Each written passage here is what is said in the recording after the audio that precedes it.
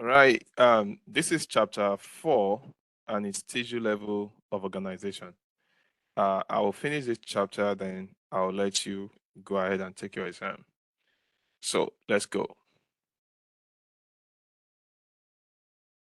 Now, when you say tissues, the first thing I want to remind you is tissues are a group of cells that work together to perform a specific function. So now, if they are a group of cells that work together to perform a specific function, something must tie them together. There has to be the basis or the base of the relationship. Um, for people that, for you, some of us that work with different people, there is always a base, there is always something, the baseline that connects us together. Now, so you want to think of tissues like that as well. If you work with somebody in your office, there's that office that connects you together. It's because you are both staff of an organization. That is why you are able to work together. So there's a connector.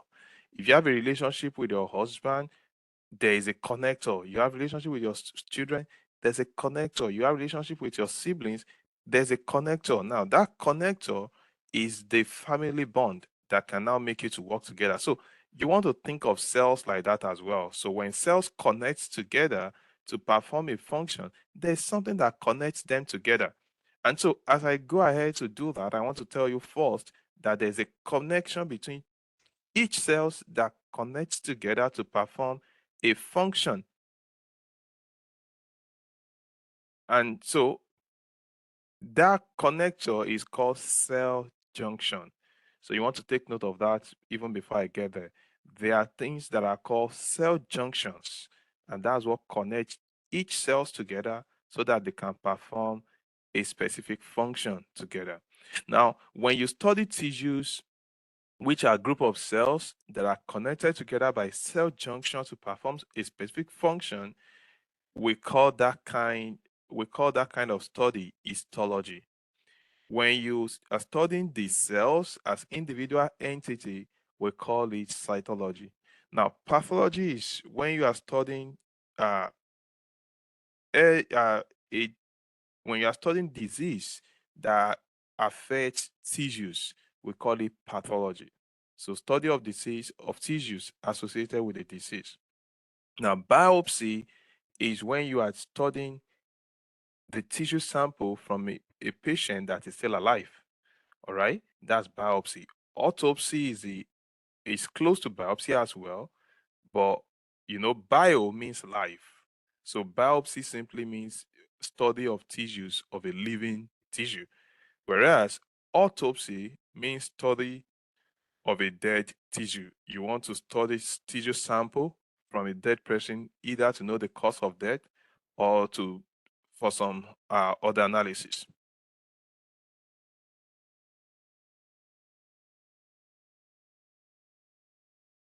Now, cell connection now. Now, I told you that when cells are working together to perform a specific function, they have to connect with each other. And so one of the ways they connect, we call it cell junction. Now, there are three kinds of cell junction. Cell can connect in three diverse ways. The first way that cell can connect is called tight junction. So the first way that a cell can connect with another cell is called tight junction.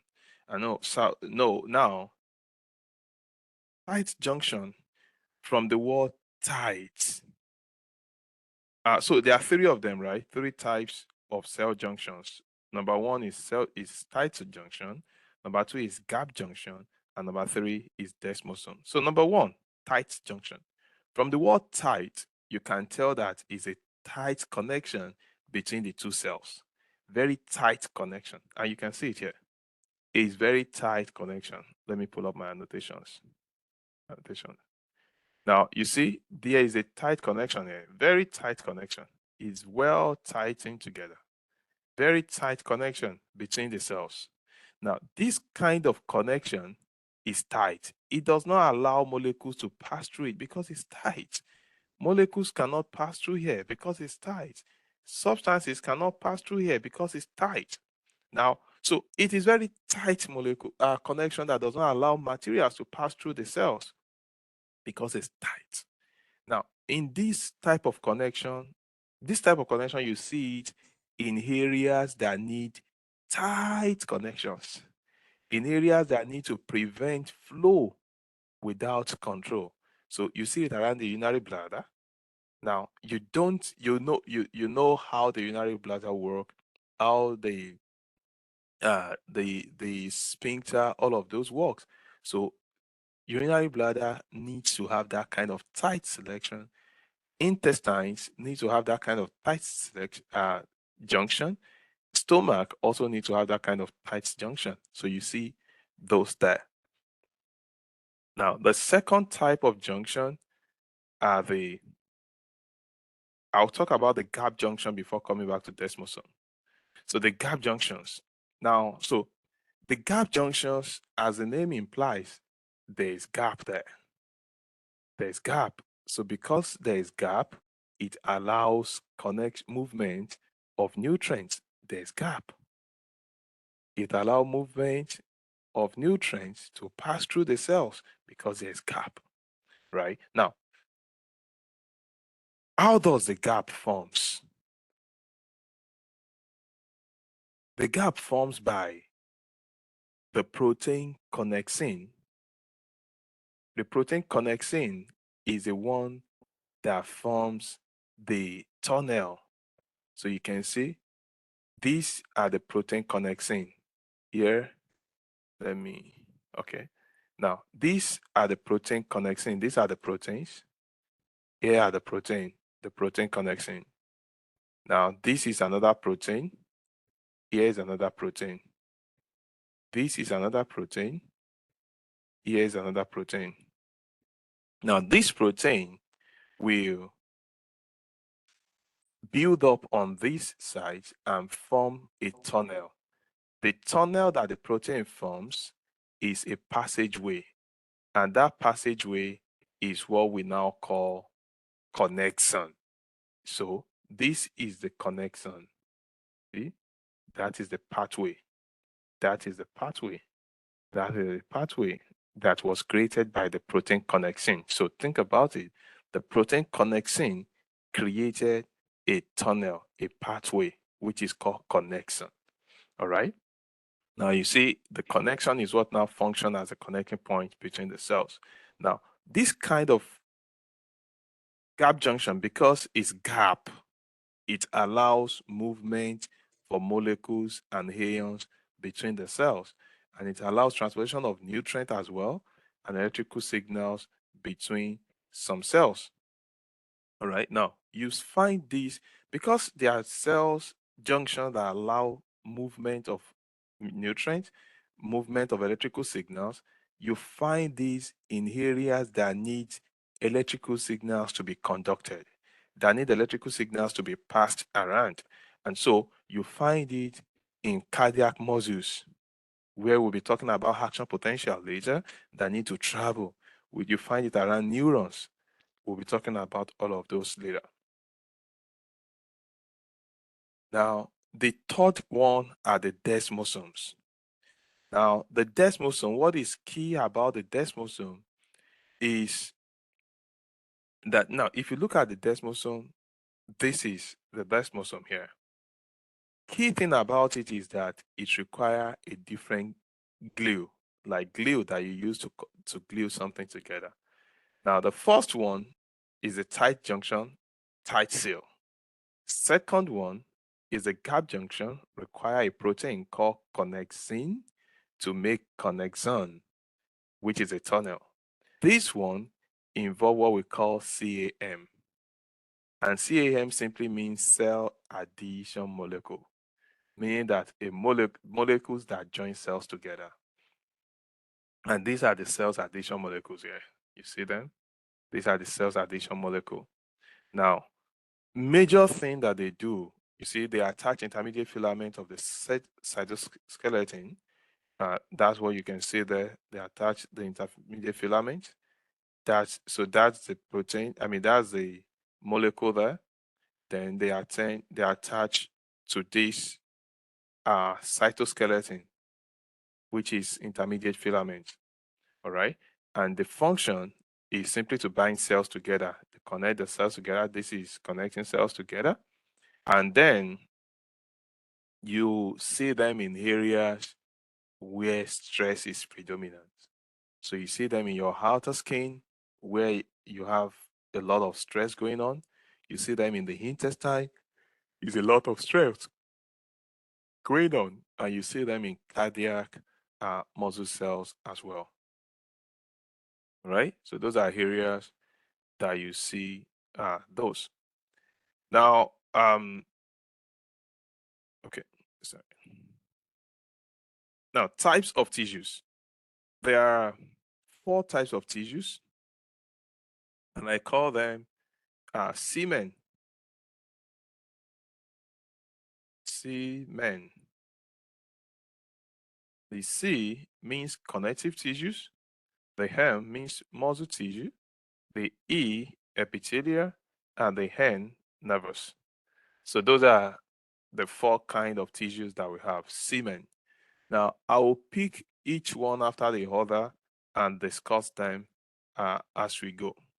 Now, these are the 4 kind of tissues again, right here. You see the muscle tissues, the connective tissues, you see the epithelial, and the nervous. Now, let's look at the epithelial first. Now, the major one that is the predominant one that we'll talk about in quite a lot of details are the epithelial, the epithelium tissues. Now, there are 2 types of epithelium tissues.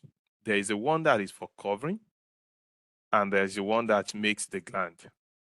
Now, the covering can be an outer covering, and it can be an inner covering.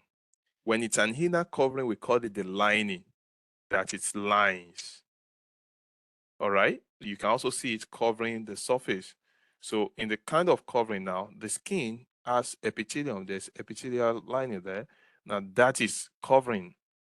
And then organs are lined by epithelium as well.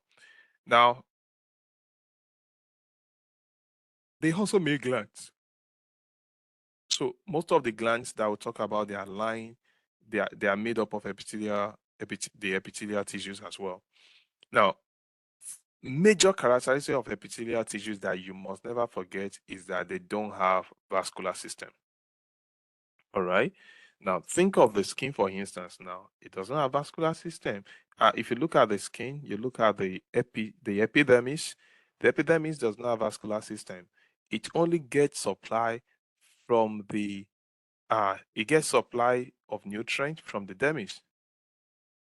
Epithelial tissues. All epithelial tissues does not have vascular system. All epithelial tissues. And now I'm looking at the example of the skin, for instance, that your epidermis does not have vascular system. However, what is the purpose of vascular system? The vascular system, which is the blood vessels circulating blood, it circulates blood simply to spread out nutrients throughout the body.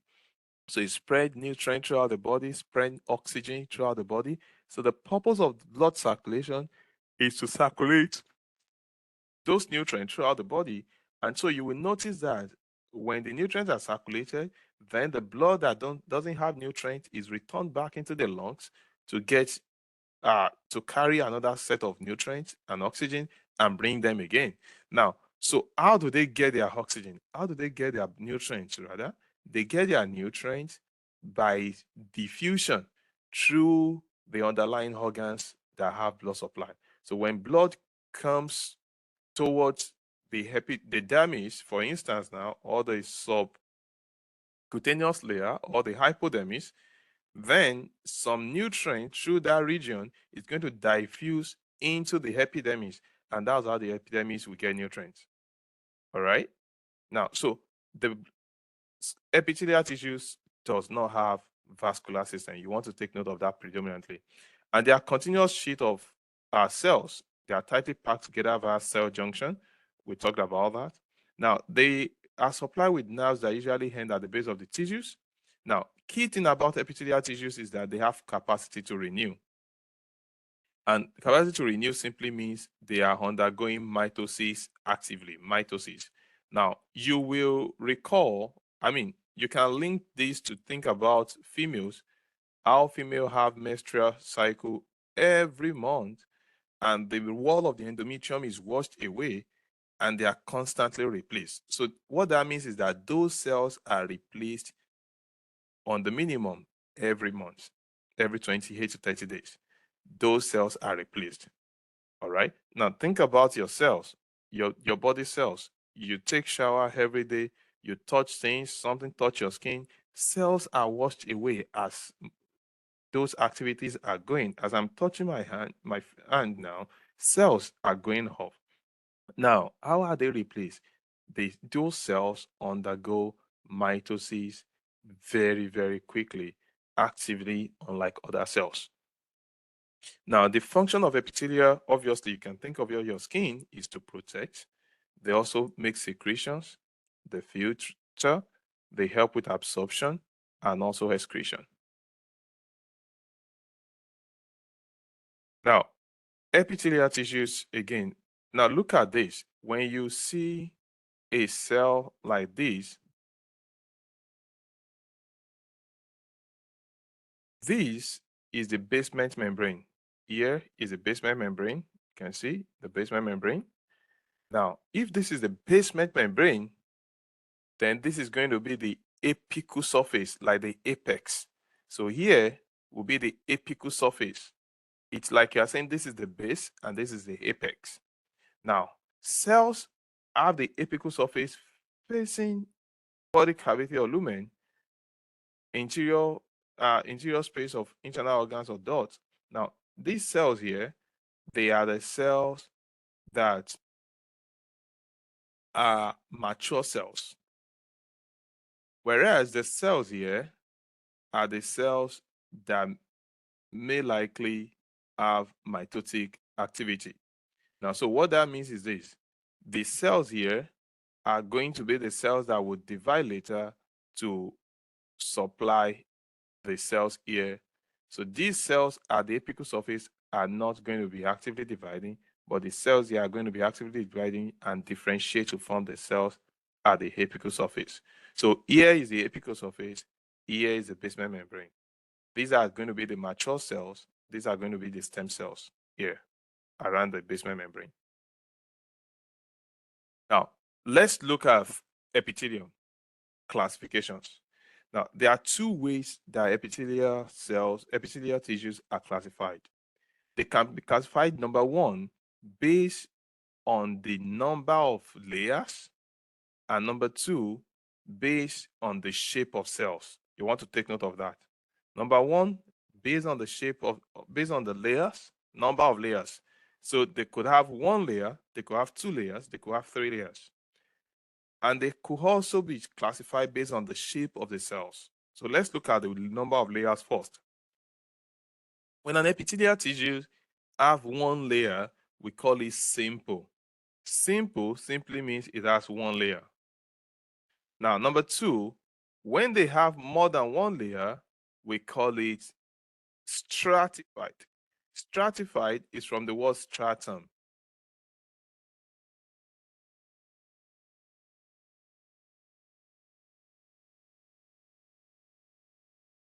So stratified is from the word stratum.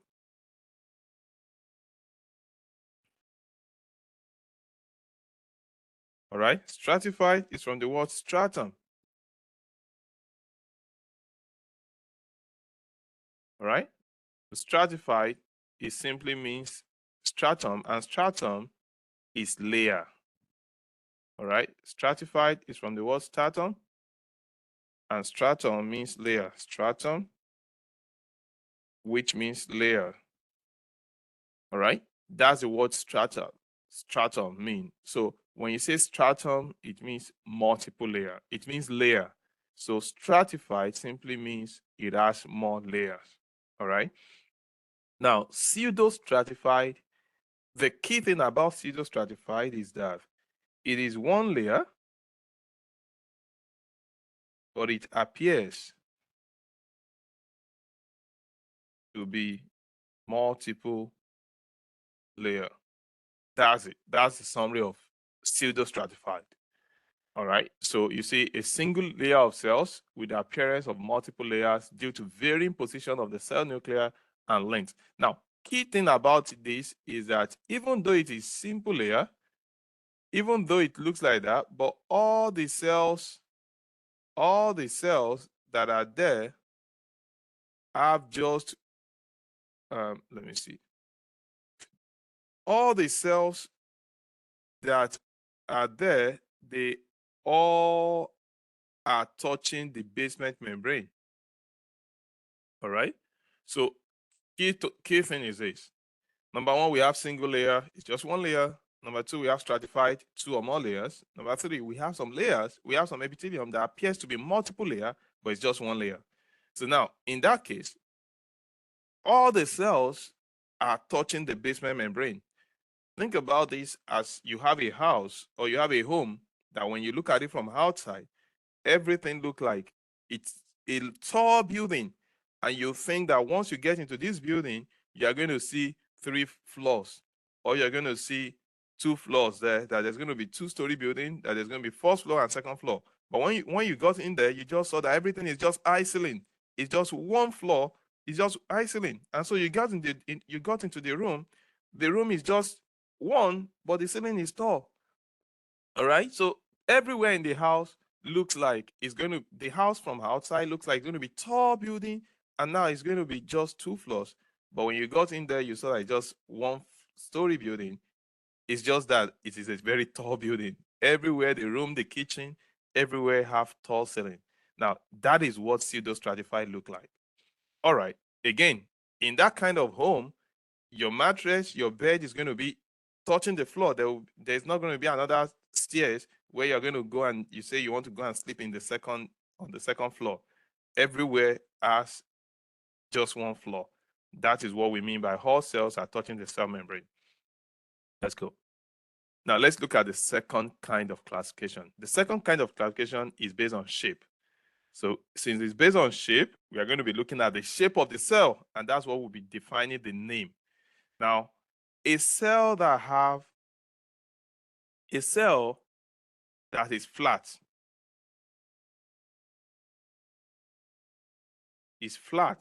we call it squamous cells, flat cells.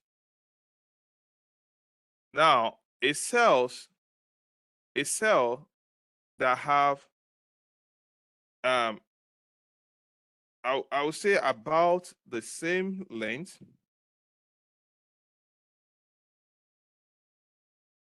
and breadth, we call it cuboidal cells. Now, don't forget, look at this word. It's relatively equal, and that's why I use about the same length. These are cells. It's not shapes that we measure the length and say it has to be exactly equal. But when you see a cell and you're looking at it in appearance, and you still feel like, even though it's not like edges, it's not like cells that have edges, which they will not have like a box. But you're looking at the cell and you feel like, oh, this cell still look like it doesn't. For flat cells, it's going to be longer breadth, shorter length. So it's going to be about like this.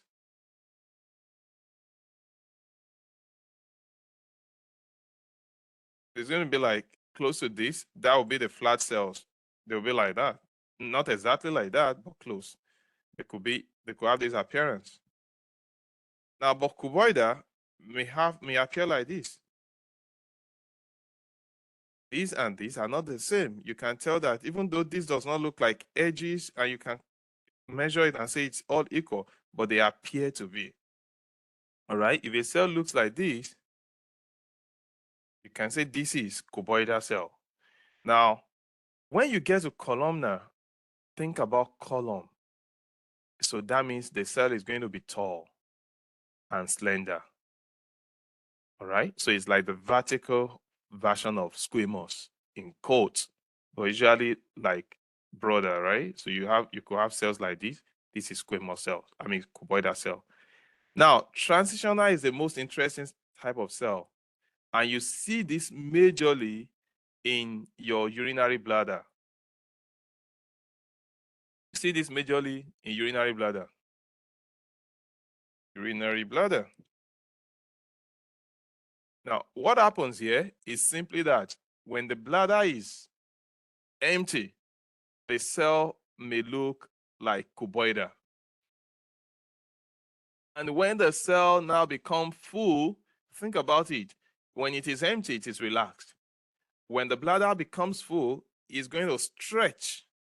The process of stretching makes it look like it's going to lose that cuboidal shape. And now it may end up becoming flat. Now, it's just in appearance. So we don't call that kind of cell squamous cell. We don't call that kind of cell cuboidal cell. We just call it transitional cells, meaning that they can transition based on their function, based on what is happening in them.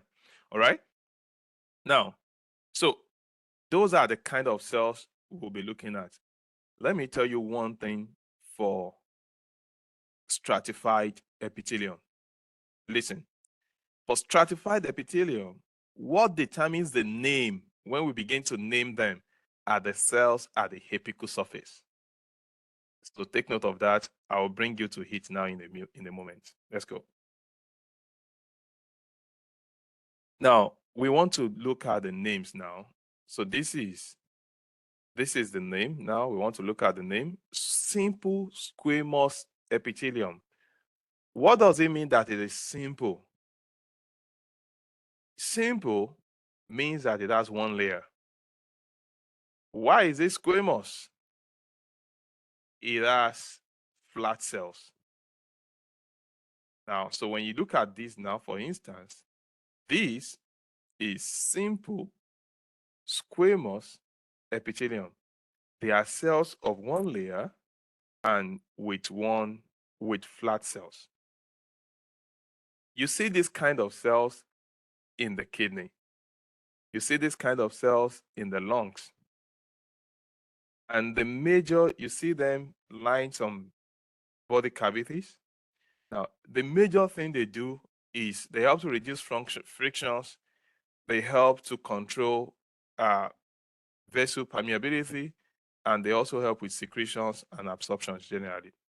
Now, let's go to the next one. Now, this is also simple and it's cuboidal. So you see, this is simply one layer of cells. This is one layer of cells. You can see it's just one layer. It's one layer of cell. So if you're looking at this now, it's simply one layer of cell. Let me take this up. It's simply one layer. All right. This is one layer of cell. Just one layer thick, just one layer, just one layer. These are simple cuboidal. And if you look at the cells, they are cuboidal in shape. All right. They look cuboidal. They seem to have about the same length size. Those are simple cuboidal epithelium. Now,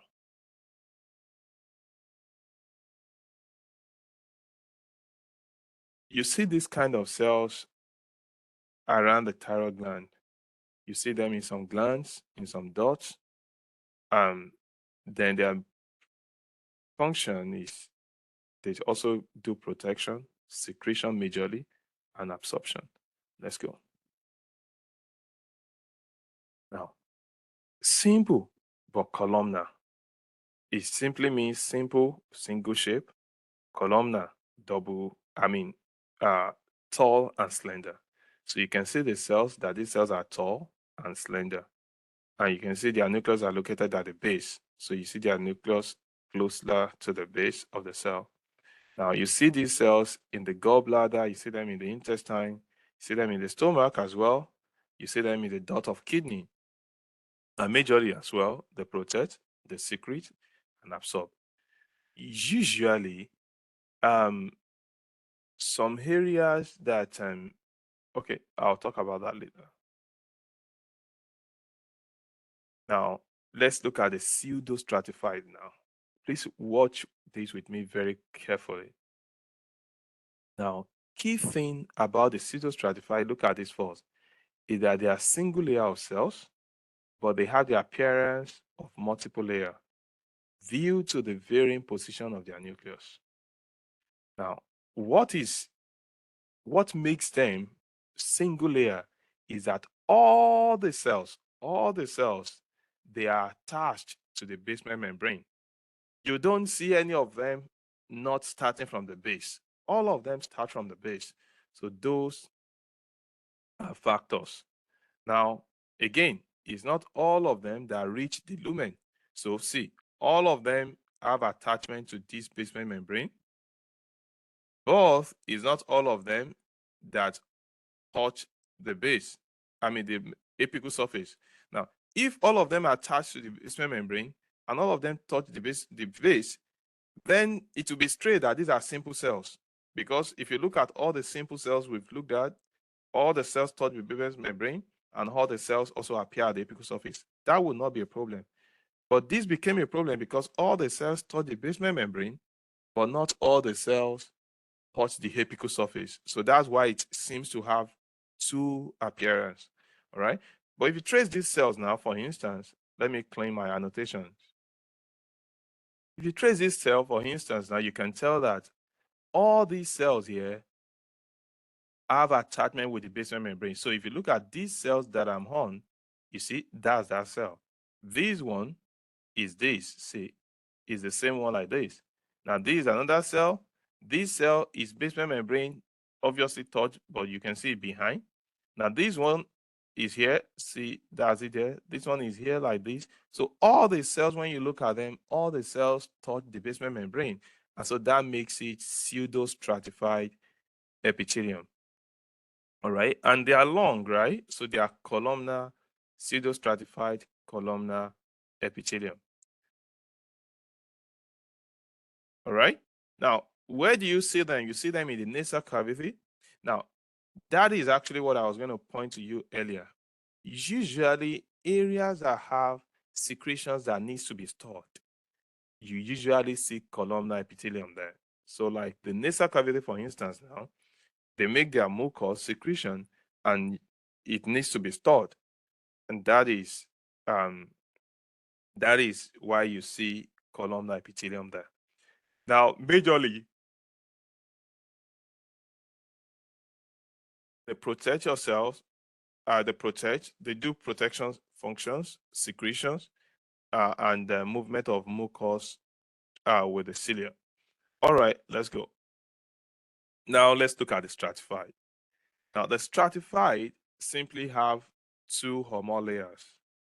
And I told you earlier that what determines the name of the cell is the cell at the apical surface. So for instance now, what determines the name of this cell, why it is squamous? Now it is stratified because it has multiple layers, right?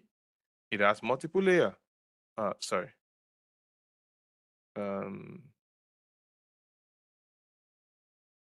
Okay. It is stratified because it has multiple layers. That's why we call it stratified. But why do we call it squamous? How did we arrive at squamous? Now, look at it. The cells here are not squamous. The cells here are cuboidal. The cells here, you can see, they are all cuboidal cells. These are cuboidal cells. These are cuboidal cells. Now, we don't determine the name of the cells with the cells at the basement membrane. We determine the name of the cell with the name of the tissue with the cell at the apical surface. And if you look at this apical surface, what you see there are simply squamous cells. You can see that these cells are flat cells. You can tell that these cells are simply flat cells. These are flat cells here. All right.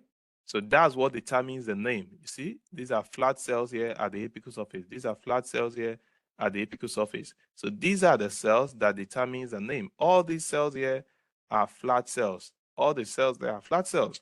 And that's what determines the name and not the cells on the apical surface. All right. Yes. So is the cells at the apical surface? Obviously, this is the apical surface, right? Here is the apical surface, the top, the apex, apical from the word apex. Exactly. For you to name cells that are stratified, now it only applies to stratified, right? Not to simple. Simple is just one layer. Now, but for stratified cells, you only look at the apical surface. All right. So I know some of you are taking the lab currently now, and this will make more sense to you from what you see in the lab. Apical surface cells are the cells that determine the name of the stratified cells. So if it is stratified, you don't look at the cells at the basement membrane. Think about it. How do you know that Professor Hay is here today? If I have a sub, how are you going to know that this person is not Professor Hay? The moment, even before the person talks, the moment you see the video on, how are you going to tell that this is not Professor Hay? It's simply my face. All right. So once you see the sub on the camera, you can tell that this is not Professor Hay because you are seeing the person's apical surface. Like now, you are not seeing my shoes. You are not seeing my basement membrane. You are just seeing my apical surface. You are seeing my face, and you can tell that this is Professor Hay. So it's the apical surface, the face of a cell, that determines the identity of the cell. Does that make sense?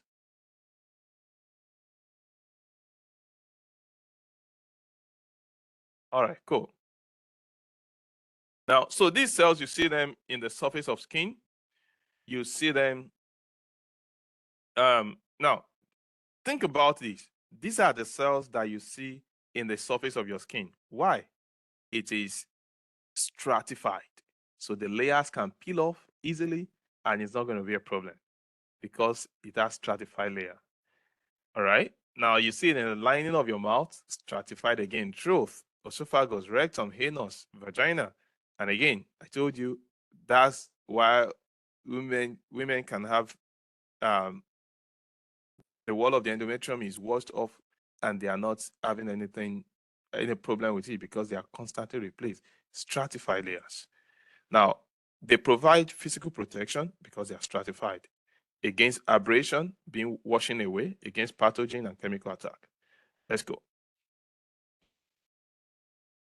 Now, stratified columnar cuboidal.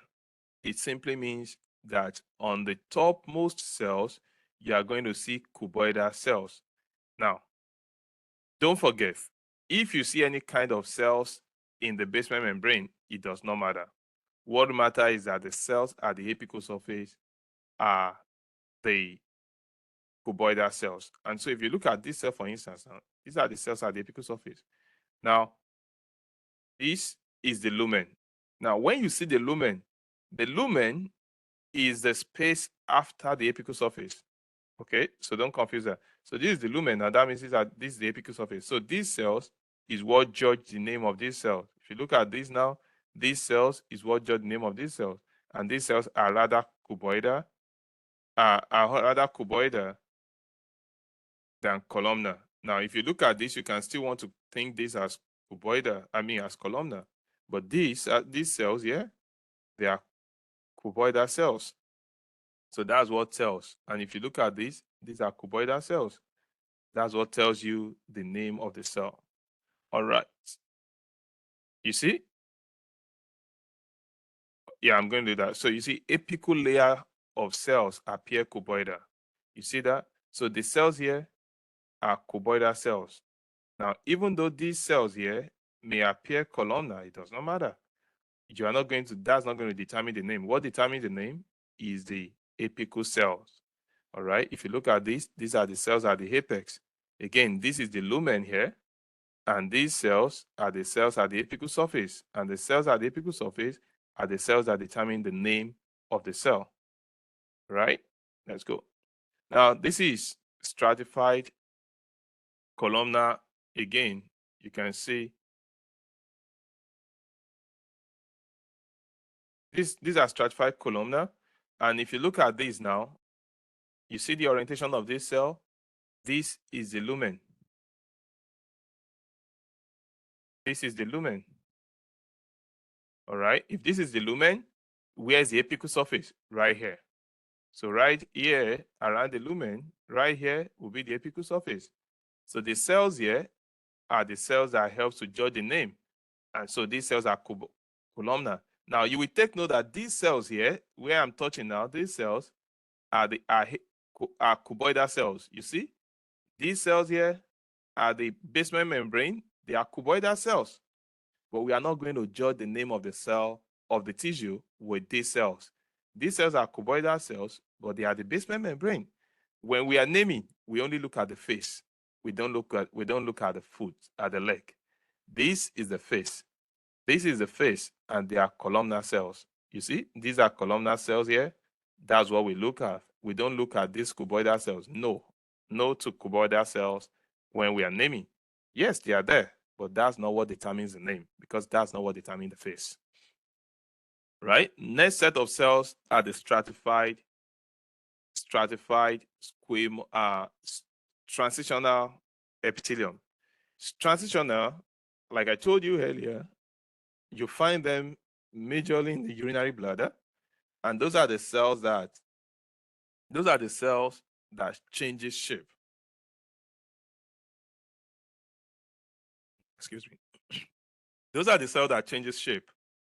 At the time when the urinary bladder is empty, you can see them here.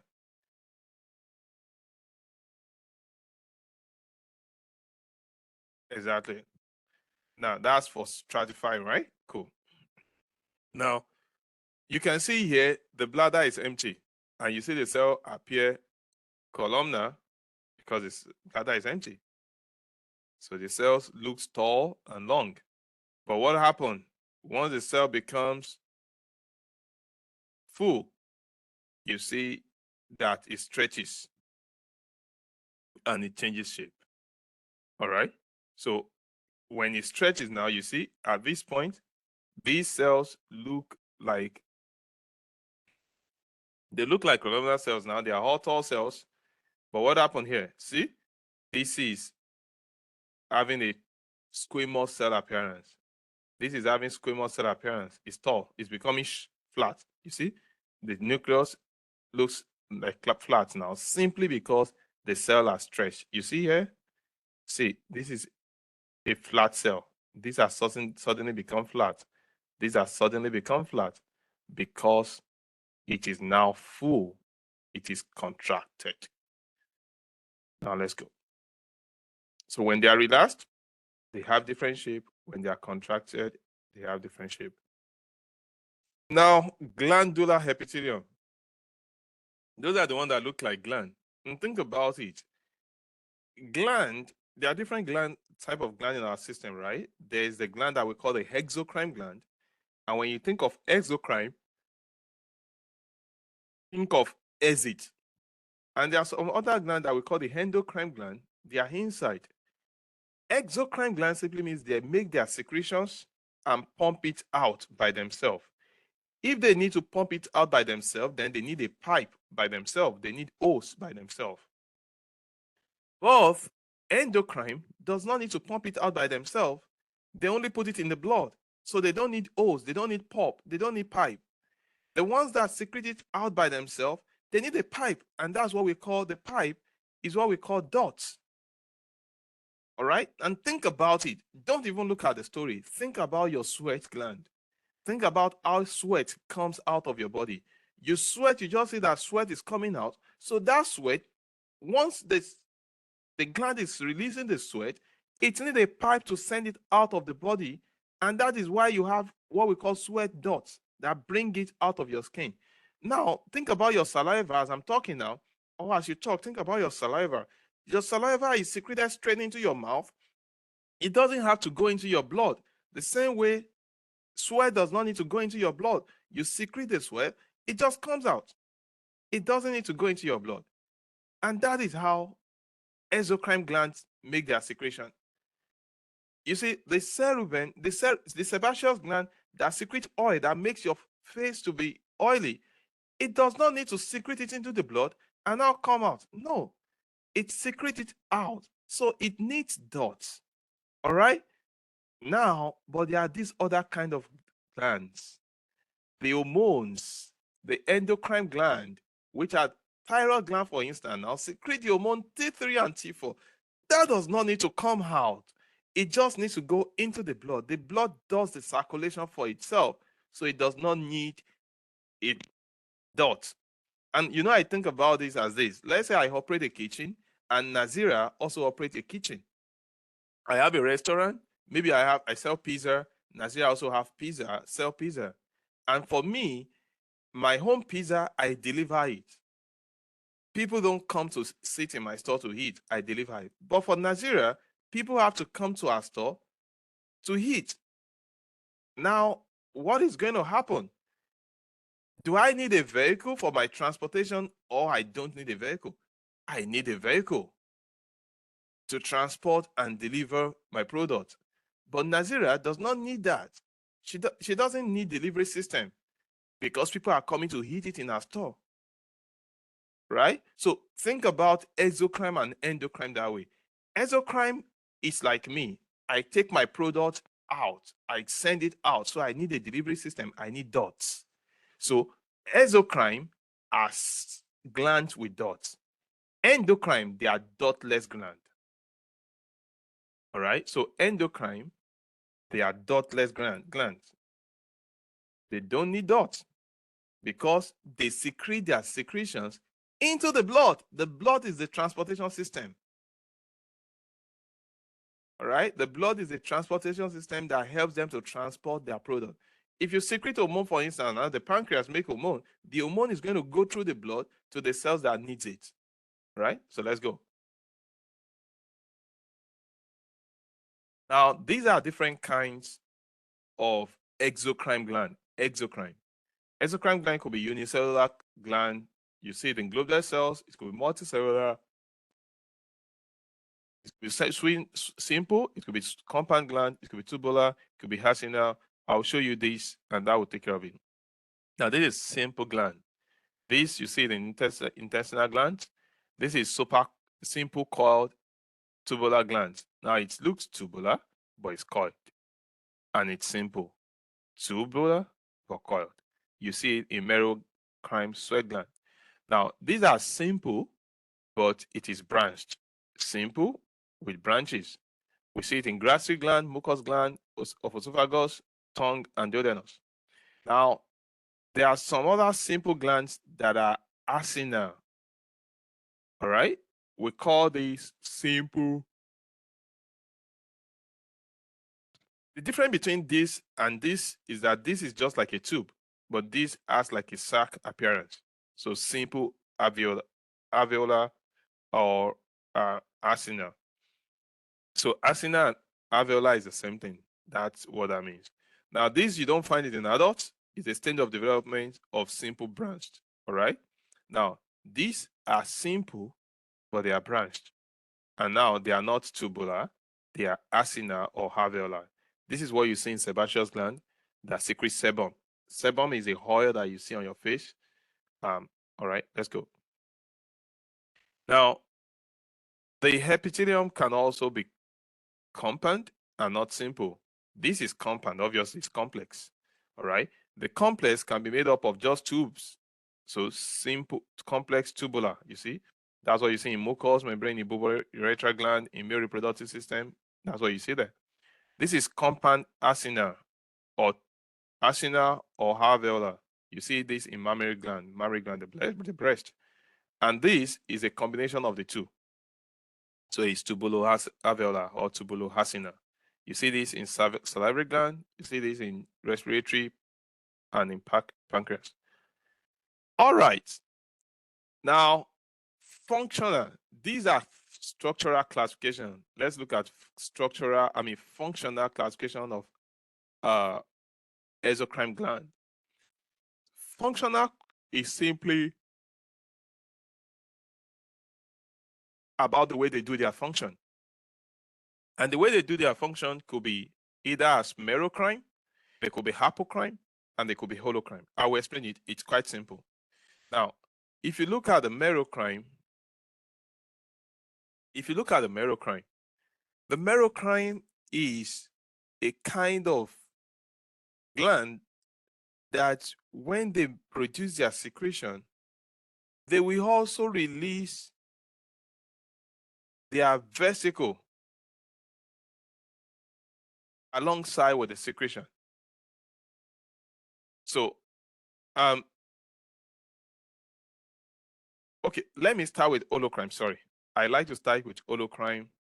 Then I'll go to merocrine. Now, look at the holocrine. Let me give you a keyword there. Think about the holocrine as the word whole.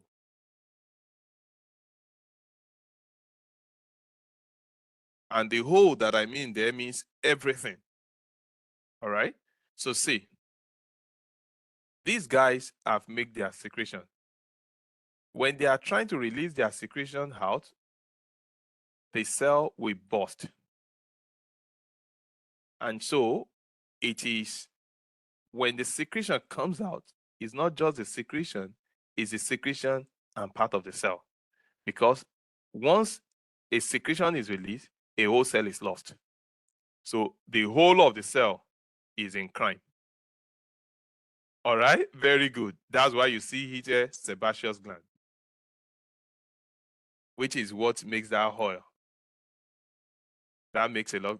That's cool. Now, so they secrete, they make their secretion and also bump the cell. That's holocrine. And that's why I say, you see, take it as O. The whole of the cell is gone with the secretion. Now, the second one is apocrine. And I think of this as parts. P is for parts. It's not O, it's part. So it is just their apical surface, part of the cell. It's just the apical part, apical portion. So you see, they accumulate, the glands that accumulate their product at the apical surface, apical part, and then release it along with the portion of the cell itself. So there is going to be a portion of the cell. So this is the entire cell, for instance, and this is the entire cell. But it's just the apical surface that will be lost alongside with the secretion. So this portion will be cut off with the secretion. This portion will be cut off with the secretion. Unlike this, that is the entire thing that is cut off. Entire cell is cut off. But here is just the apical portion of the cell that is cut off. All right, with the secretion. So this one release part of its cell of the cell with the secretion as well. But when you come here, this guy just package their product in vesicle and just release the vesicle. That's all. They don't, the cell is not wasted. It's just the vesicle that is released, and that's it. All right. Now, let's look at connective tissues. Now, connective tissues,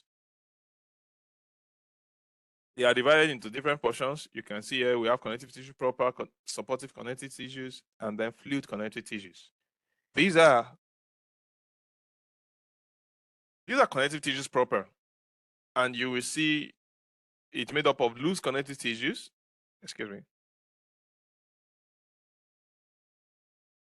You see loose connective tissues, dense connective tissues, and then supportive cartilage and bone, and also fluid connective tissues, bone, blood, and lymph. Now, key thing I want you to also take note first about connective tissues is that they have vascular system. You see, they are vascularized. Unlike the epithelium that does not have vascular system, these guys,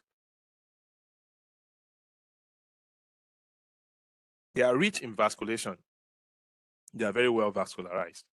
Now, examples of connective tissues are bone, blood, cartilage tissue, adipose, subcutaneous tissues, and their function, obviously protection, support, transportation, immunity, when it has to do with blood, transportation, immunity, and energy storage, fats. Now, characteristics, they are abundant in the body. They are not seen on the surface. Like the epithelium, you don't see them on the surface. You don't see your bone on the surface. You don't see blood on the surface. They are supplied with nerves, except cartilage as well. And they are composed of dispersed cells with a lot of intercellular spaces, and extracellular matrix fill the intercellular spaces. We'll talk about that.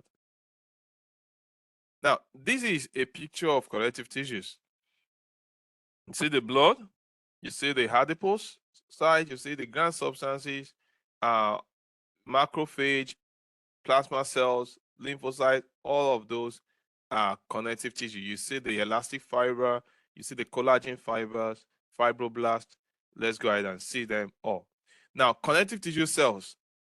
Connective tissue have cells, and some of the cells are immature. Now, take note, all cells of the connective tissue develop from the mesenchymal cells in the mesoderm. All right? So all cells of connective tissue develop from the mesenchymal cells in the mesoderm. All right? Now, cells could be mature and the cells could be immature. The cells could be mature and the cells could be immature. The immature cells are the one that you always see that their name end with BLAST. Now, so when you see osteoblast, it is an immature cell. When you see chondroblast, it is an immature cell. All right? Now, the mature cells, they are surrounded by extracellular matrix and the function in maintaining cells. I will talk about this more when we talk about bone. But the mature cells, anytime you see cells that end in CYTE, those are mature cells. So when you see chondroblast, it is immature cell because chondroblast will later differentiate to form chondrocyte. Chondrocyte means cartilage cells. All right. Now, if you see osteocyte, it means bone cell. All right. Then bone cell will differentiate. Osteoblast, they are immature bone cell. They will differentiate to form osteocyte. All right. So those are the ways that cells differentiate or differentiate. The immature bone cells differentiate to form mature bone cell. Immature cartilage cell differentiate to form mature cartilage cells. So those are the cells of the connective tissues. We also have fibroblast. Fibroblast, we saw that earlier in one of those cells. You see them produce extracellular matrix. Obviously, if blood is there as well, then all the blood cells are there. So plasma cells are there. They produce antibodies. Macrophages are there. Mast cells are there. Some specialized cells are also part of connective tissues. The adipocyte. The adipocyte, the key thing about it is that it stores fat. It stores fat. There are fat cells that store lipid. Osteocytes, they are bone cells. We talk about that. Chondrocyte, they are cartilage cells.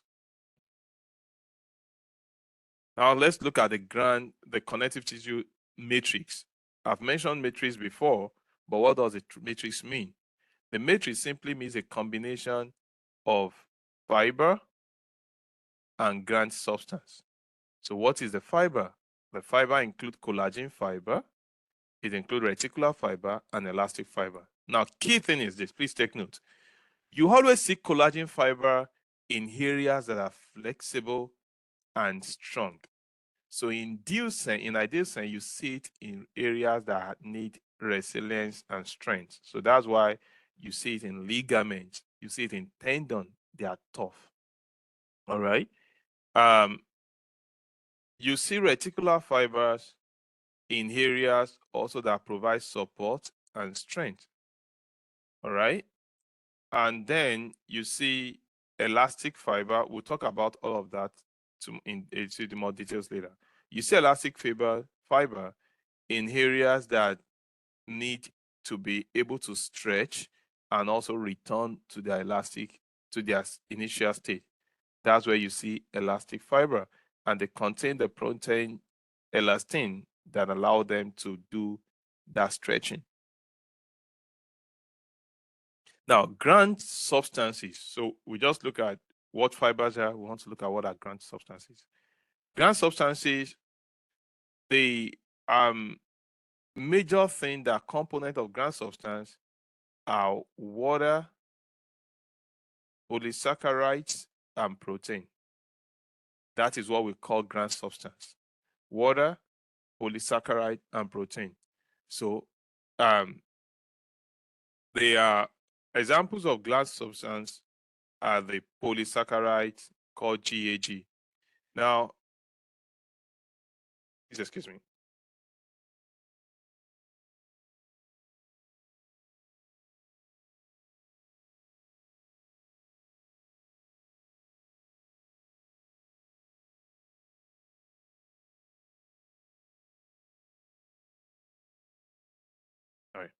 Yeah. So example of grand substance are the polysaccharide GAG, and GAG means glucose amino glycans.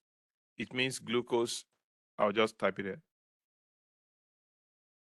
GAG is glucose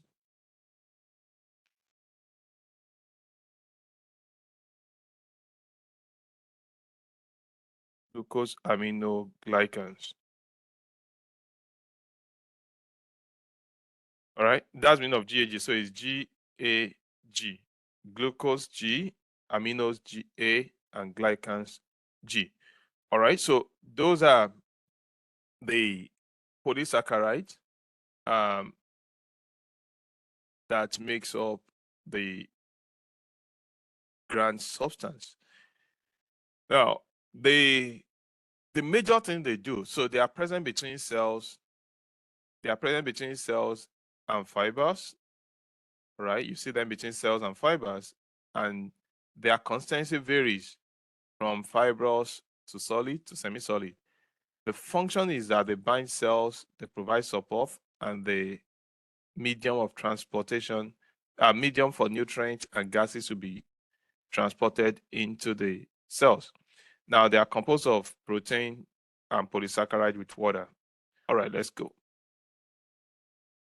All right, so these are the classification of the connective tissues. We have the embryonic, simply means the connective tissues that are present in embryo and fetus. Then we have the mature one. These are the ones that you see in adults. You see the loose connective tissues, dense connective tissues, bone, osseous, cartilage, and liquid. So let's look at them each after the other now. Now, this is embryonic connective tissues. This is what you see in embryo, embryonic connective tissues. Now, I told you earlier, if you remember, that all the cells of the connective tissue originate from mesenchymal cells, which are from the mesoderm. And so this is what appears first as basis to form the cells that originate from the mesoderm cells, from the mesoderm in embryo and in fetus. All right. So these are areolar tissues, for instance. And areolar tissues, what is key about them is that you see areolar tissues to be widely distributed everywhere. They consist of fibroblasts. So you see fibroblasts there. You see those cells there that are fibroblasts. This is a fibroblast cell. You see fibroblasts there. You see adipocytes there, which are cells of the adipose tissue. These are adipocytes. You see those there, these are adipocytes. You also see that they have some blood cells. You see the mast cells. You see the plasmocytes. You see blood vessels there. All of those are in adipocytes. In areolar tissues. So they are made up of collagen fiber. And this is the way you want to differentiate the collagen fiber in them. So you see that this is collagen fiber. These here, these are collagen fiber. Now, they also have elastic fiber. And these are elastic fiber. You see those tiny ones? Those tiny ones, elastic fiber. These are elastic fiber. These are elastic fiber. Now, then we have the reticular, the last one there are the reticular fiber. Now, see, key ways you want to look at it, you see that collagen fiber seems to be thicker. They are broader. See, these are collagen fiber. They are broad. They are broader. You can see them all over here. These are collagen fiber. These are collagen fiber. They are like broad network of fibers. All right. These are collagen fibers. You see them. These are collagen fiber. Now, these are elastic fiber. They are the tiny ones. These are elastic fibers. So those are the ways to differentiate them. Then the other ones here, they are not as thick as collagen, are the reticular fiber. You can see them here very well, and they are the ones that are here that are not The thin line, you know, the thin thick line, the thin line that is obvious is the elastic. The broader thick line are the collagen.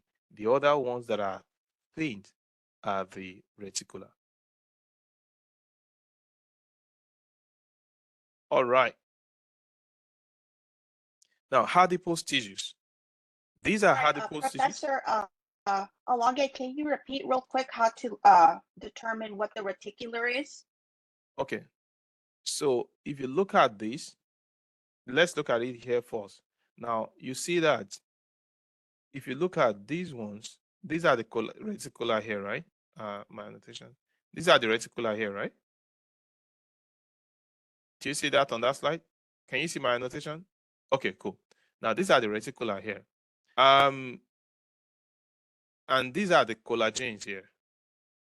I want to show you here to see what I'm talking about here. Then these are the elastic. Now, so first thing you want to take note from this first image, the A, is that the collagen are the thicker membrane, the thicker fibers, they are thicker. And so if you come here, come to these images here, you see image here, you see that these are the collagen fiber, they are thicker. Is that clear? These are the collagen fibers. These are collagen. Very good. These are collagen fiber. All these are collagen fibers. Those thicker ones are collagen. These are collagen. All right. These are collagens. All these thicker ones, collagens. Now, let me clean this now. Elastic. These are elastic. These are thin, but they are obvious. They are sharp. These sharp, obvious ones are the collagen. Now, which one are the reticular? Now, these are the reticular.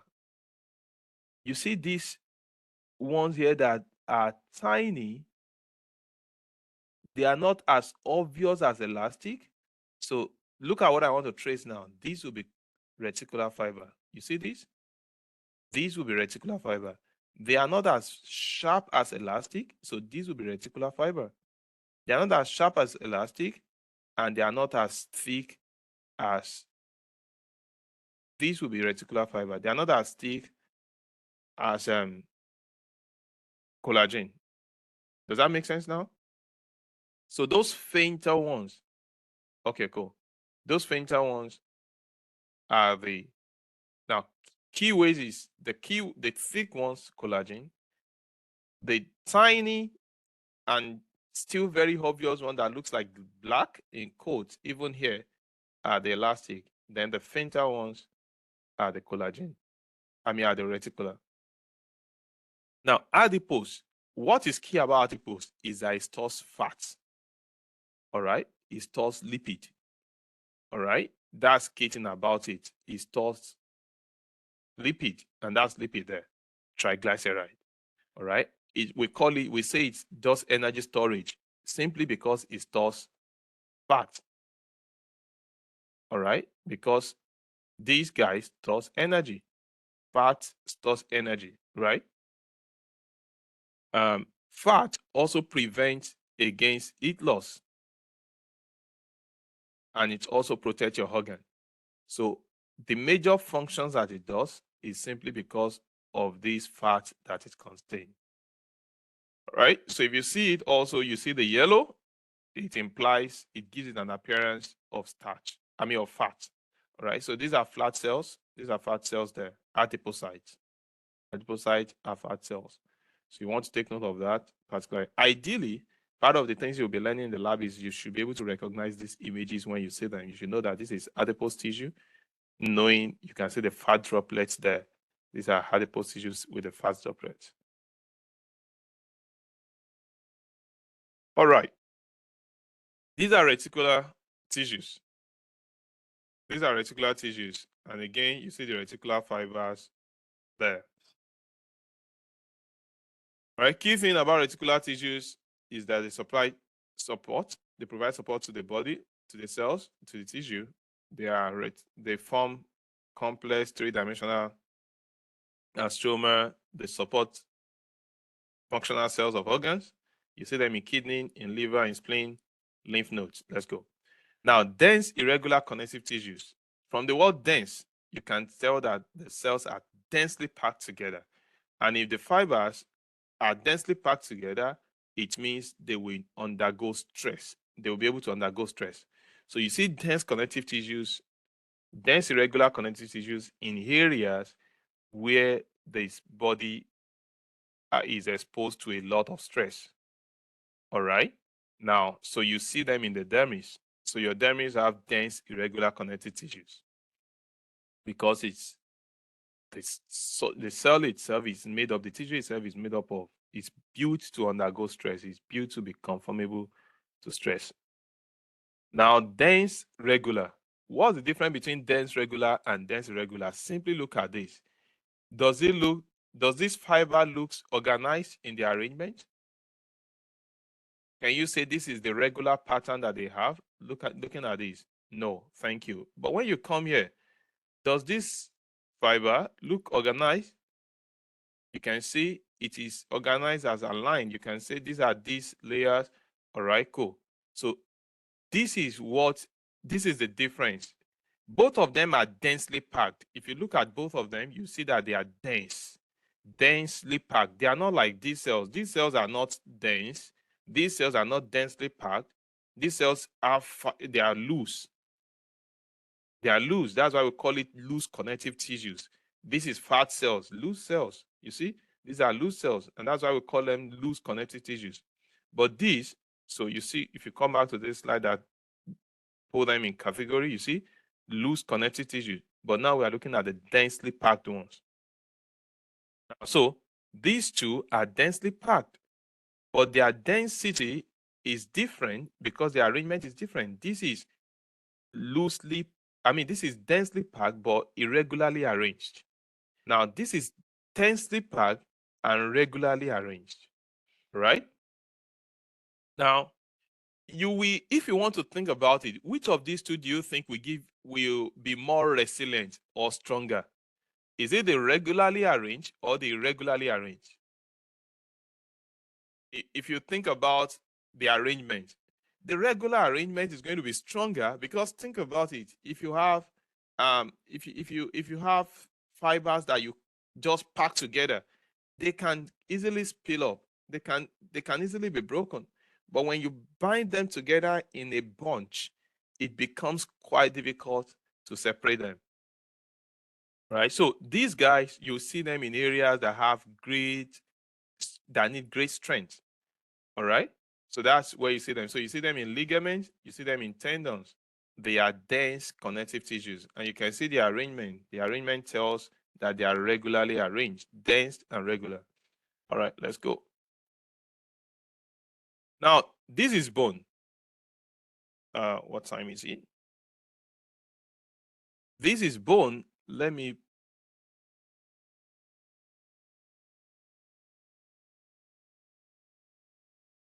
All right.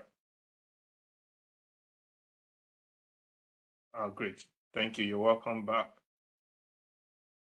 Now, the bone is a major part of the connective tissues, and that's what provides protection, support, mineral storage. Your bone consists of the calcium is in your body. Calcium makes up about 39% of the minerals in your body, but about 99% of that calcium is stored in your bone. Site of blood production in the bone, there's a cavity that contains red bone marrow. The red bone marrow, in the state when our bone is still growing, the red bone marrow consists of, the red bone marrow make blood cells. When the bone is already fully grown, and like in adulthood, the red bone marrow changes to yellow bone marrow, which stores fat in adults. All right. All right.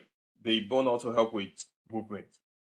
3 parts of your body helps with movement: the bone, muscles, and joints. Now, they are classified as either compact and cancellous bone according to the organization of their cellular matrix.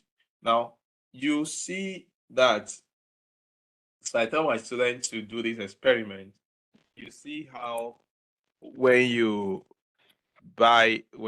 eat drumstick, for some of you that have done that experiment, you will see that once you hit the flesh, there's a part of the drumstick on the extremes, the top portion of the drumstick. We call that, yes, we call that part the epiphysis. Now, that part of drumstick, you know that it's crunchy. If you have ever tried to break it, give me a thumbs up. You see that that part is crunchy. That part that is crunchy, it's crunchy because the bones there are not compact. You can easily break it. Very good. Antonio, that's cool. Yeah, so it's crunchy because that part is not made up of densely of compact bone. It's not fully made up of bone. There are little holes there. So we call the kind of bone there spongy bone. And you know how sponge looks like. You know, even the sponge you use to either wash plate or so, you notice that sponge are not usually packed substances. There are holes in sponges. And that's why we call this kind of bone spongy bone or cancellous bone.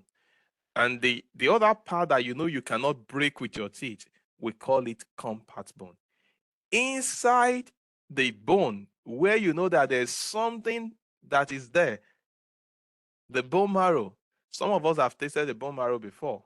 Now, the bone marrow there is what we call either the yellow bone marrow or the red bone marrow. So in developing bone, the red bone marrow is going to be for blood formation, homopoiesis, erythropoiesis, and the yellow bone marrow in adulthood is going to be for storage of fat.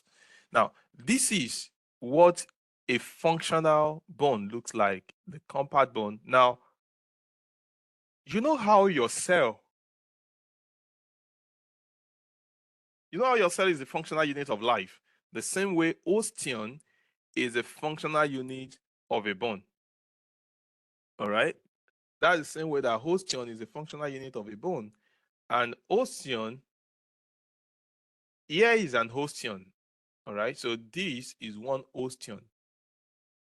Another name that we call the osteon is Avicea system. Avician system. That's what we call the osteon. And each osteon is made up of the inside, which we call the central canal. I'll show you something now. Let me type this first.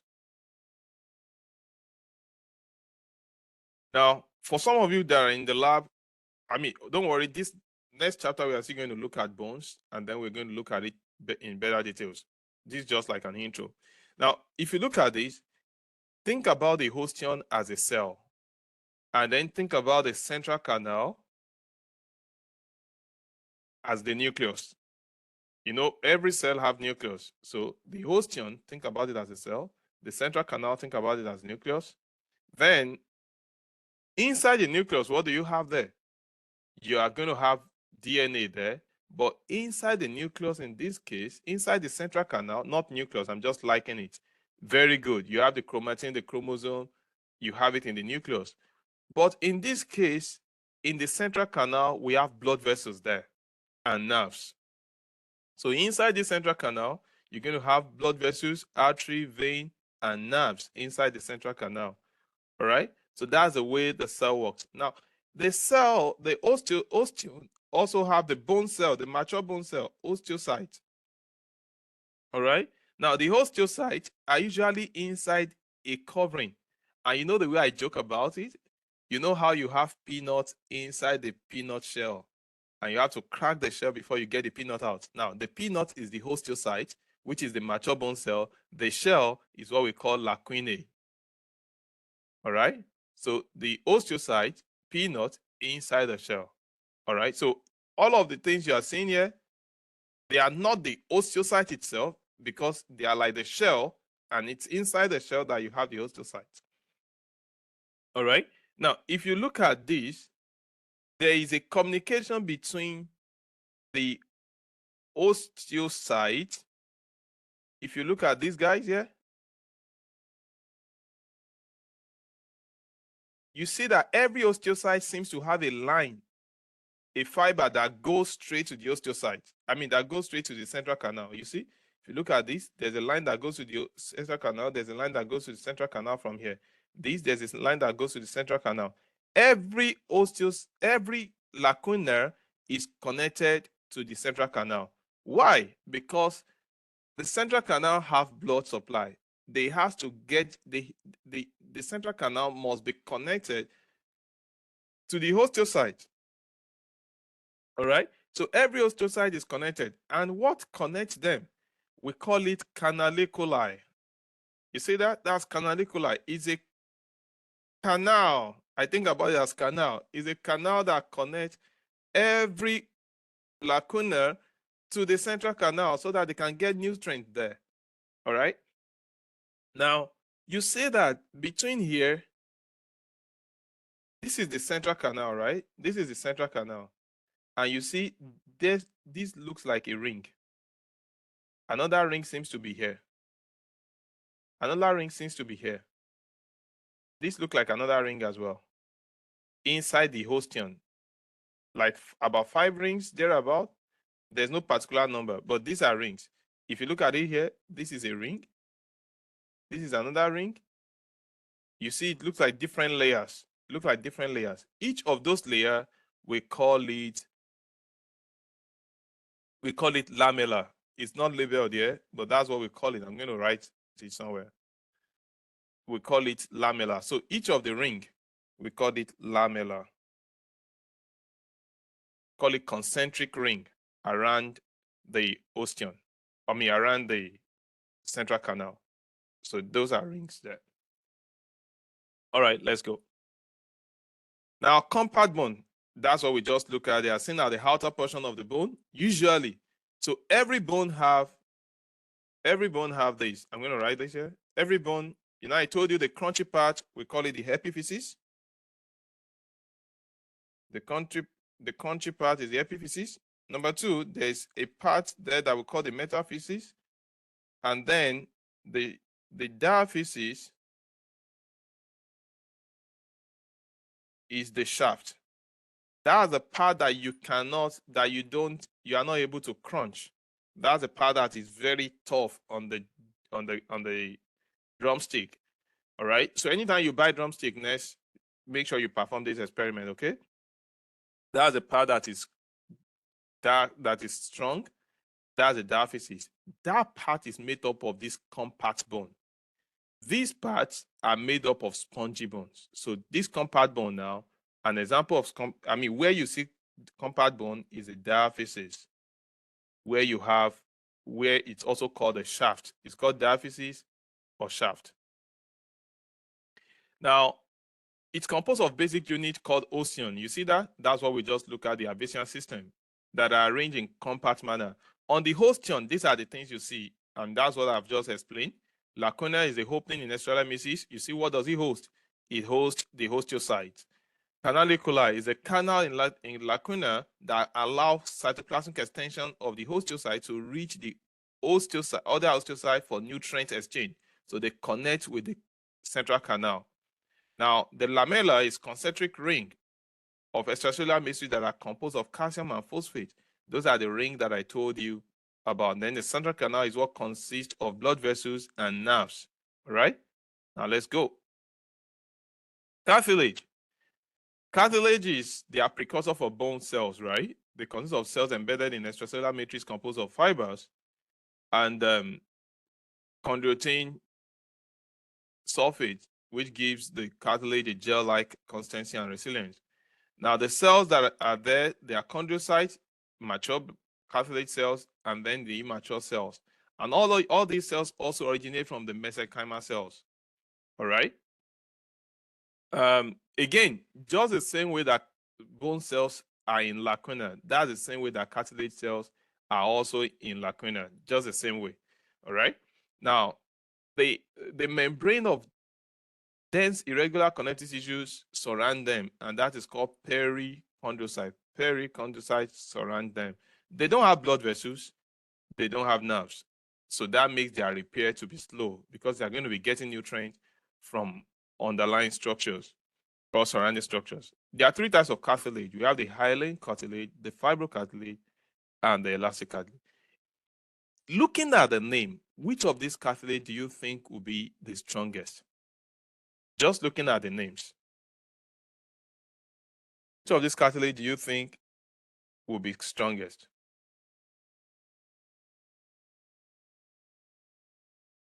Fibro. Thank you. Thank you. Fibrocartilage is the strongest. And think about it because it contains fibers. Because it's made up of fibers. All right, let's go. So now you are going to see fibrocartilage more in weight-bearing areas. So these are the three cartilages: hyaline cartilage, fibrocartilage. So you see fibrocartilage, hyaline cartilage, you see it around the ribs. So now if you look at the ribs, this is the sternum here. This is my sternum, and these are the ribs. Connecting each rib to the sternum is hyaline cartilage. All right, so that hyaline cartilage there, we call it costal cartilage. So it's connected to the ribs. You see them covering bone surface as synovial joints. So every synovial joint, this is a synovial joint. Your hip joint is also a synovial joint. So every joint there that is synovial joint, there is hyaline cartilage that is there. Now, what do they do majorly? They help to prevent friction between the joints, and they also help to reduce friction between the joints. Now, look at fibrocartilage. You see them in pad within the knee joint. So be looking at the locations. Very interesting. You see them at your knee joint. You see them between your pubic bone. Pubic bone, those are the joints. That's the joint between the two pelvic bones that make the pelvic girdle. We'll still look at that in the next chapter. Now you see them between your two vertebral bones. So here they are here they are fibrocartilage. Now you will take note that everywhere you are seeing fibrocartilages, they are weight-bearing areas. Think about your vertebral bones that is bearing the weight of the whole trunk. Think about your pelvic girdle bearing weight. Think about your knees bearing weight. So you see fibrocartilage mostly in weight-bearing areas. Now, elastic cartilage, that is, you see it in areas where it's elastic, right? You see it in your hair. You see elastic cartilage here. It's in your nose area here too, because it has to do with, it is elastic cartilage, right? All right. Now, mature connective tissue fluid, which is the blood cells. Now, the blood tissue, red blood cell is what we call erythrocytes. White blood cells, leukocytes. Thrombocytes are the platelets. Now, extracellular matrix is made up of water, electrolyte, the soft protein, nutrients, waste product, and hormones. Let's go. Let's go. I'll still talk about. Okay, so when you see the white blood cells, please watch this with me real quick. I just want to touch something. Again, when you see red blood cells, it's erythrocytes. When you see white blood cells, it's leukocytes. All right, so erythrocyte, red blood cell, leukocyte, white blood cells. Leukocytes, you can see that they are in two categories here. The first categories here that you can see on this side, we call them granulocytes. So these are granulocytes. Sorry, it's not well spelled. Granulocyte. Oh, let me retype it.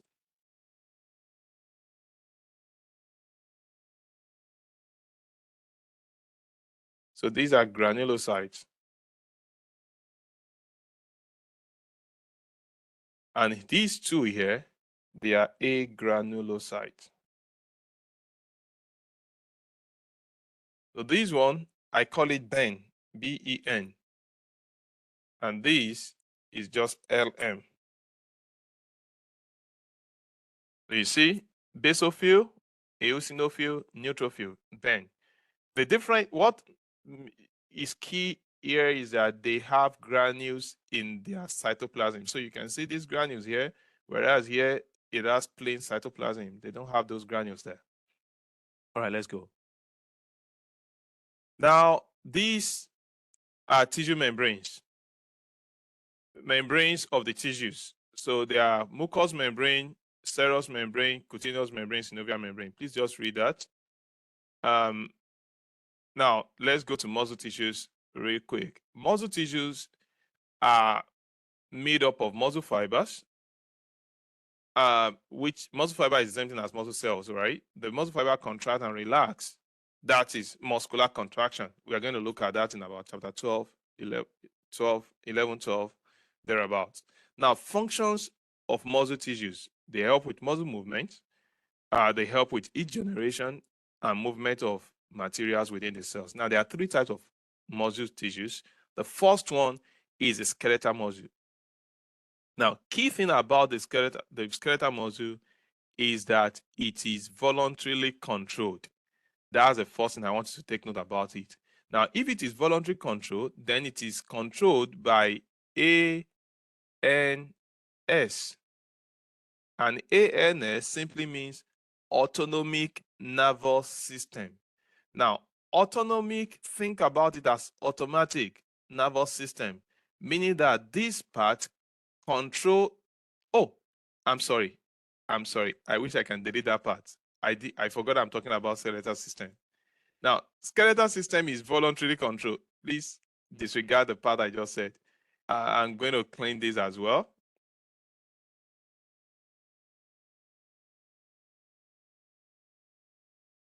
Okay. Now, skeletal muscles, they are voluntarily controlled, meaning that they are controlled by the one that is not automatic or autonomic nervous system. They are controlled by somatic nervous system, SNS. And I will type that here. I'm sorry about that. I thought I was talking about smooth muscles. So, somatic nervous system. That is the system that controls skeletal muscles. Somatic means is from the word body. So is the skeletal muscle, is this nervous system that controls the body, the skeletal muscles. It is voluntary. So somatic nervous system is voluntarily controlled.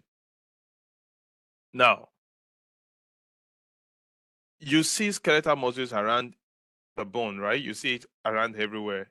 As long as, like I told you, the skeletal muscles, the muscles and the bone and the joint work together to achieve movement. So if there is joint and bone and there's no muscle, there's no movement. All right.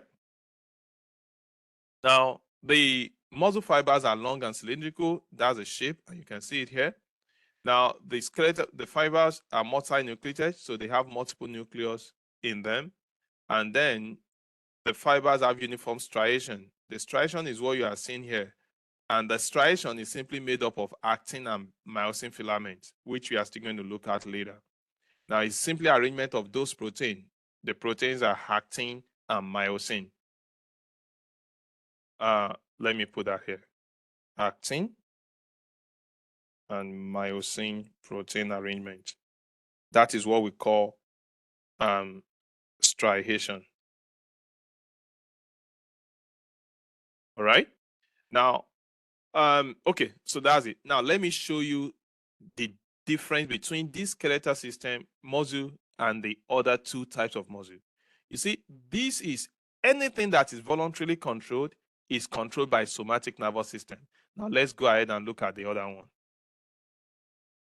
Now, this is involuntarily controlled, and it is controlled by autonomic nervous system, ANS, autonomic nervous system. That is a system that controls everything that is involuntary control. Now, if you think about it, your heart, for instance, you don't control your breathing. You can say you want to cease your breath for a few seconds, but you can't cease it when you are sleeping. You can't do that when you are sleeping. Your heart continues to breathe. I mean, your heart continues to pump blood. Either you are sleeping or you are awake every time. That is an autonomic system. Unlike this one, I can decide to lift my finger. I can decide to not lift my finger. I can decide to talk. I can decide not to talk. I can decide to sit. I can decide to stand. Those are voluntarily controlled. Voluntary control, somatic nervous system. Automatic, think about automatic system is controlled by autonomic nervous system, and it is involuntarily controlled. That is where your heart and smooth muscles are categorized. Now, so these, they are controlled by involuntary uh, conduction, communication, controlled by autonomic nervous system. They are involuntarily controlled. Now, they make up the wall of your heart. The muscle fibers are branched and uninucleated. They have faint striation. Now, they still have striation. If you look at it, the pattern of striation is still there. They still have that striation also from the proteins, which are the contractile protein, actin and myosin. Now, they have intercalated disc. What does intercalated disc does? Now, this is one intercalated disc. This is one. This is another one. This is another one. This is another one here. This is another one here. Now, what intercalated disc does is this. The boundary between one cell and the other is where you see intercalated disc. So intercalated disc simply help to demarcate that this cell begins here and ends here. And another cell is here, another cell is here. So if you look at this here now, this is an intercalated disc, right? This is another one. So this is showing you that this is a cell, it's a boundary of a cell. This is one, this is one. And you notice that we only have one nucleus around that area, right? You see the nucleus around that area. It's just going to be one nucleus in that area that is one intercalated disc. So you see, this is an intercalated disc. This is another one. And all over here, you can only see one nucleus. That means this is a cell. All right, let's go. The smooth muscles. Now, the smooth muscles again is voluntary control. You don't determine when your blood vessels pump blood. You don't determine when they don't pump blood. You don't determine when your intestine works. You don't determine when your trachea works. They work without your control. Your eye blinking, you don't determine that. They work without your control, right? Now, that is involuntarily controlled. When it's involuntarily controlled, which part of autonomic nervous system controls it? It is automatic. Now, there's no name that is automatic nervous system. I'm telling you just to bring it to you that automatic, right? So autonomic nervous system controls that portion where it is involuntary. You see smooth muscles on the whole organs. You see it around blood vessels. You see it around your GI tract. You see how now. Why do we call them smooth? They are smooth because they don't have the striated pattern that the protein, actin, and myosin brings. That is why we call them smooth. All right? Excuse me.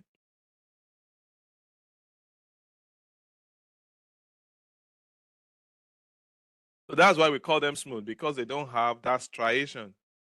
And I told you, the striation is simply the arrangement of the actin and myosin protein. They don't have that, so that's why they have smooth appearance.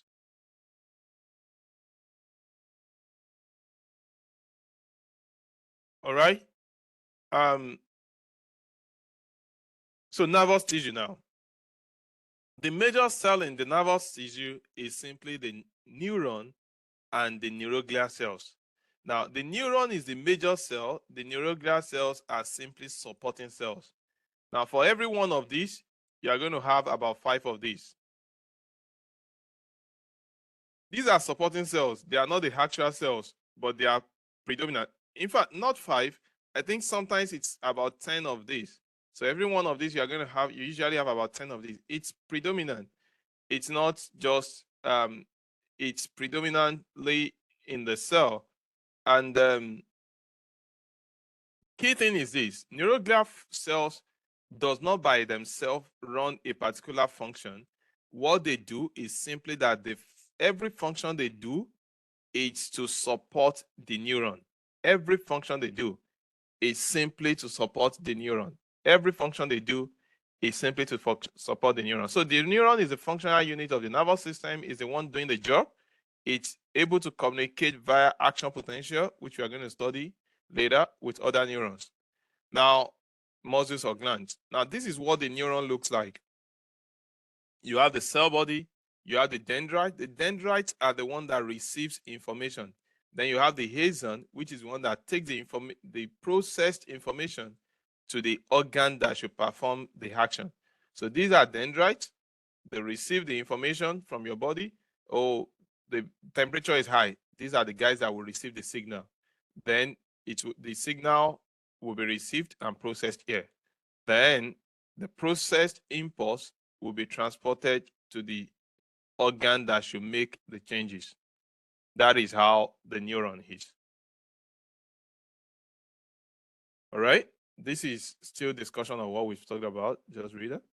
Now, neuronal cells, you see, their function is simply to support and nourish the neuron. Nothing else. They just support and nourish the neuron. So everything they do is simply to support. They provide physical structure of tissues. They maintain physical structure of the tissues.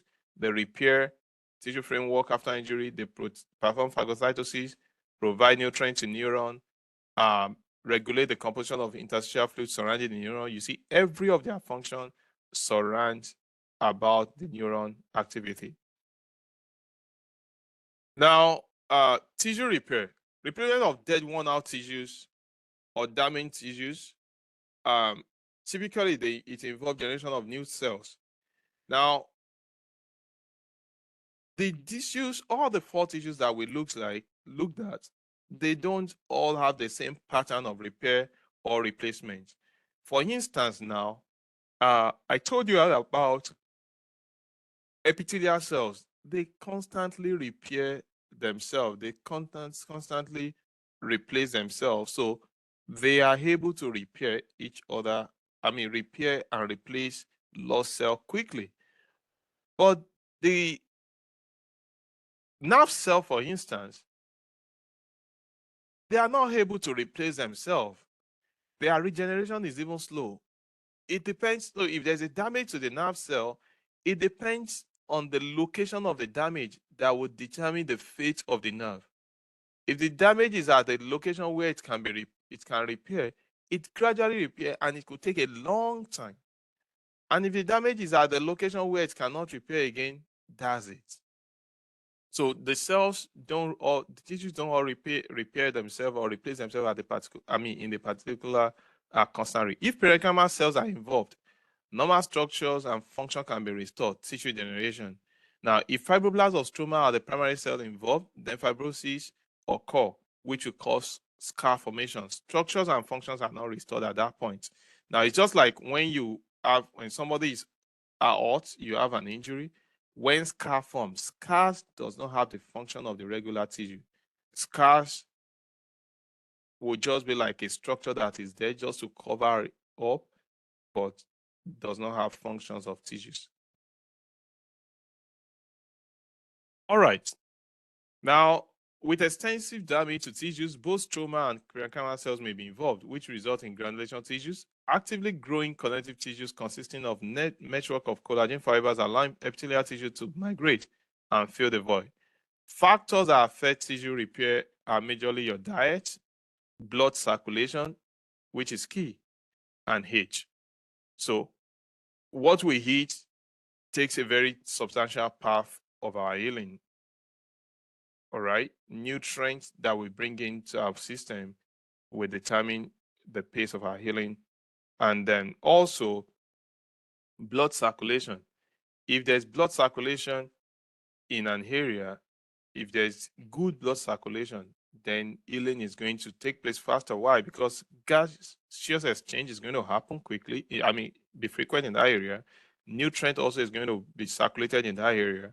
Now, if blood is flowing, it also sometimes I joke with it that when you see blood, it's not danger.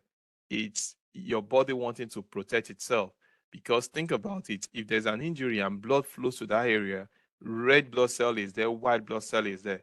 When white blood cell is there, they are there to prevent infection. All right. So if there's blood circulation, white blood cells are also there and they prevent infection. They are going to help to prevent infection, particularly in that area as well, as much as they also bring nutrients. Age also, tissue has a decreased ability to repair with increased age.